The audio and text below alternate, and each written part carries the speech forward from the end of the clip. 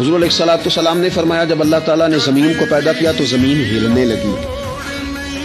اللہ نے پہاڑوں کو میخیں بنا کر قلعے بنا کر زمین میں لگا دیا تو زمین ٹھہر گئی. فرشتے فوراً عرض گزار ہوئے کہ مالک تیری سب سے طاقتور مخلوق یہ پہاڑ ہے؟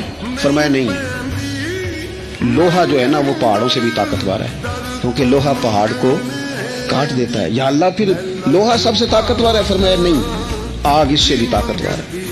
کیا آگ سب سے طاقتور ہے؟ تو فرمایا نہیں، پانی بھی ہے. کیا پانی طاقتور ہے؟ فرمایا ہوا بھی ہے جو پانی کا رخ پھیر دیتی ہے. مسلمانوں خدا را اس سے بڑا ذوق نہیں ملے گا. میں طاقتور ہونے کا طریقہ بتا رہا ہوں. ہمارے ہاں لوگ سمجھتے ہیں کہ میں بولتا زیادہ ہوں اس لیے میں طاقتور ہوں، میرے پاس اسلحہ زیادہ اس لیے میں یہ دیکھو حضور نے بتایا طاقتور کون ہوتا ہے. یا رسول اللہ پتھر پہاڑ طاقتور ہے؟ تو فرمایا نہیں، ان پر تو لوہا ہے، لوہا طاقتور ہے. نہیں، اس پر تو آگ ہے، آگ طاقتور ہے. نہیں، اس پر تو پانی ہے، پانی طاقتور، اس پر تو ہوا ہے. تو حضور پھر مہربانی کریں بتائیں طاقتور کون ہے.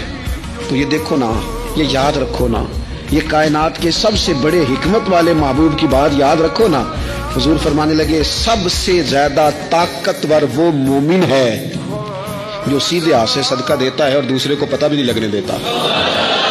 اس ہاتھ سے صدقہ دیا اور اس ہاتھ کو پتہ، جس میں یہ اخلاقی طاقت آ جائے نا کہ اللہ کے رستے میں دیکھ کر پھر اسے چھپانا آ جائے، وہ بڑا طاقتور آدمی ہو.